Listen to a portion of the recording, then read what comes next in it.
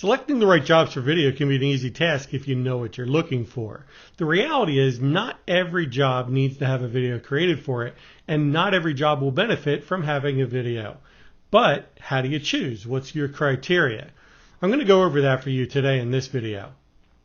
If the average recruiter has 20 to 30 requisitions on their desk at any given time, and you're brand new to using video, how do you decide which jobs get a video and which ones don't?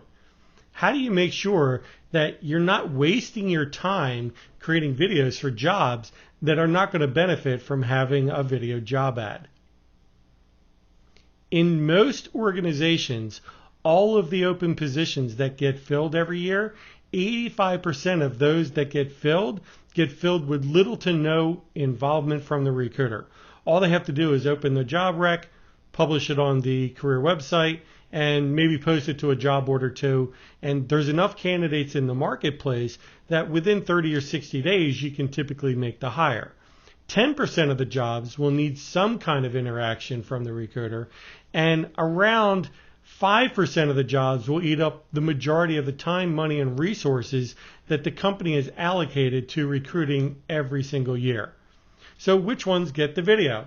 The hardest to fill? The easiest to fill? Well, there's no easy answer for that because video job ads can be used in a variety of different ways to make the recruiter's job easier.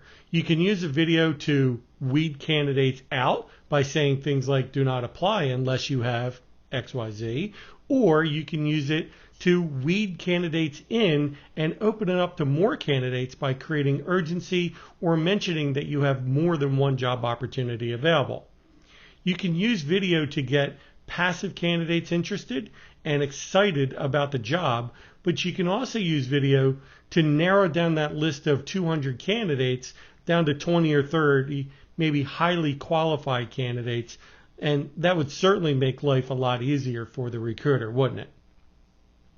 So knowing when to use video and when not to use video is obviously very critical. Decision-making criteria are things to consider before selecting a job or creating a video job ad.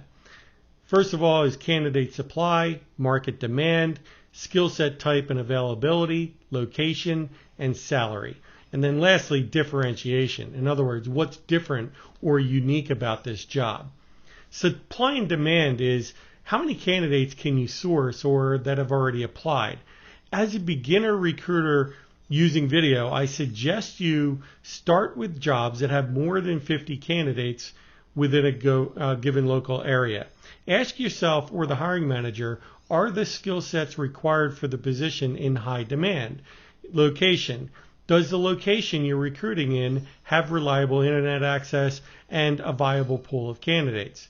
Does the position have skill sets that are hard to describe or requirements that would benefit from being defined by the hiring manager? What's different about the company, the hiring manager, the position, the employee value proposition, something that can set you guys apart and set the position apart, and then focus on that so you can use that as part of your storytelling. In general, when I'm consulting a hiring manager or a recruiting team and they ask me if they should do a video, my default is, yeah, probably. But I always ask, would this job benefit from having a video created for it? If yes, I'm asking myself, is it really worth your time to create a video for this job? Or is your time better spent elsewhere? I can't answer that for you, but I can answer that when it is yes, it really comes down to math and messaging. Can you make the math work in terms of the number of candidates, the click-through rate, the apply start, estimated numbers, and what your messaging is going to be? So many recruiters ask, where do I even start? So that's going to be the topic for my next video.